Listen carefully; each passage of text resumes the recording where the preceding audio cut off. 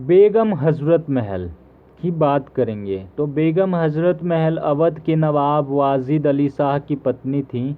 सन 1857 में भारत के पहले स्वतंत्रता संग्राम में उन्होंने ब्रिटिश ईस्ट इंडिया कंपनी के खिलाफ विद्रोह किया।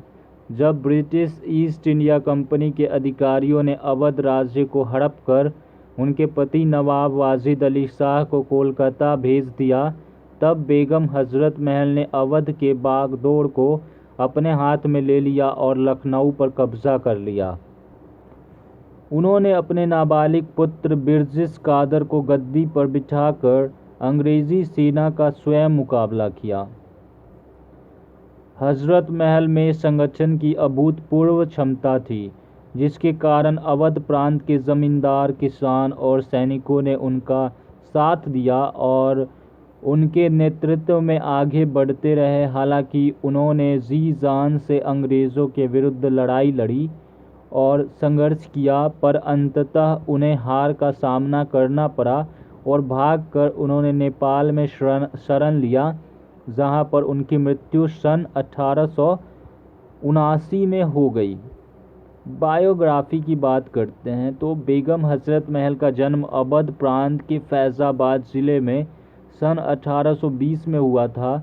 उनके बचपन का नाम मुहम्मदी खातून था। वे पेशे से गणिका थीं और जब उनके माता पिता ने उन्हें बेचा तब वे शाही हरम में एक खवासीन के तौर पर आ गईं। इसके बाद उन्हें शाही दलालों को बेच दिया गया, जिसके बाद उन्हें परी की उपाधि दी गई और वे महक परी कहलाने लगीं। जब अवध के नवाब ने उन्हें अपने शाही हरम में शामिल किया तब वे बेगम बन गई और हजरात महल की उपाधि उन्हें अपने पुत्र बिरजिस कादर के जन्म के बाद मिली। वे ताजदारे अवध नवाब वाजिद अली शाह की पत्नी थी। जब सन 1856 में अंग्रेज़ों ने अवध पर कब्जा कर नवाब को कोलकाता भेज दिया, तब बेगम हजरत महल ने अवध का बागडोर संभालने का फैसला किया। उन्होंने अपने नाबालिग पुत्र बिरजिस कादर को गद्दी पर बिठाकर अंग्रेजी सेना का स्वयं मुकाबला किया। 1857 का प्रथम स्वतंत्रता संग्राम में उनकी भूमिका देखते हैं। सन 1857 से 58 के प्रथम स्वतंत्रता संग्राम के दौरान राजा जयलाल सिंह ने नेतृत्व में बेगम हजरत महल के समर्थकों ने ब्रिटिश ईस्ट इंडिया कंपनी की सेना के विरुद्ध विद्रोह कर दिया और लखनऊ पर कब्जा कर लिया। लखनऊ पर कब्जे के बाद हजरात महल अपने नाबालिग पुत्र बिरजिस कादर को अवध की गद्दी पर बिठा दिया। इसके पश्चात जब कंपनी की सेना ने लखनऊ और अवध के ज़्यादातर भाग पर फिर से कब्जा जमा लिया, तब बेगम हजरत महल को पीछे हटना पड़ा। इसके पश्चात उन्होंने नाना साहेब पेशवा, जिन्होंने कानपुर में अंग्रेज़ों के खिलाफ विद्रोह का नेतृत्व किया, के साथ मिलकर काम किया और फिर फैज़ाबाद के मौलवी के साथ मिलकर शाहजहांपुर आक्रमण को अंजाम दिया। उन्होंने अंग्रेज़ों पर हिंदुओं और मुसलमानों के धर्म में दखलंदाजी करने का आरोप लगाया। बाद के जीवन की बात करते हैं तो अंग्रेज़ों से पराजय के बाद बेगम हजरत महल को नेपाल में शरण लेनी पड़ी।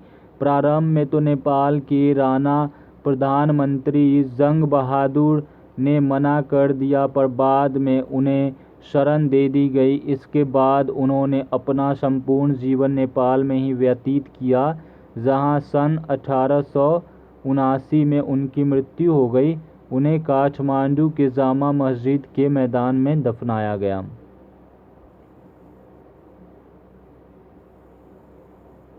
स्मारक की बात करें तो बेगम हजरत महल का मकबरा काठमांडू के मध्य जामा मस्जिद के पास घंटा घर पर स्थित है। यह स्थान दरबार मार्ग से ज़्यादा दूर नहीं है। इसकी देखभाल जामा मस्जिद केंद्रीय समिति करती है।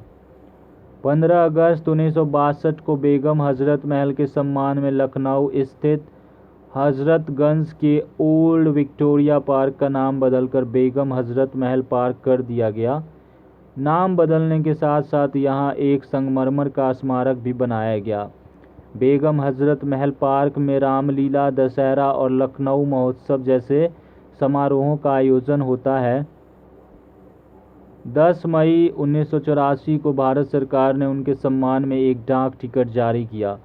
बर्थडे देखिए एक बार और समरी ले लेते हैं उनके जीवन के लिए, ठीक है। बर्थडे 1820 फैजाबाद अवध भारत। डेथ 7 अप्रैल 1879 काठमांडू नेपाल। कार्य नवाब वाजिद अली शाह की पत्नी। 1857 में ब्रिटिश ईस्ट इंडिया कंपनी के खिलाफ विद्रोह। Thank you. Please subscribe the channel, like and share the video with your family and friends. जय हिंद, जय भारत।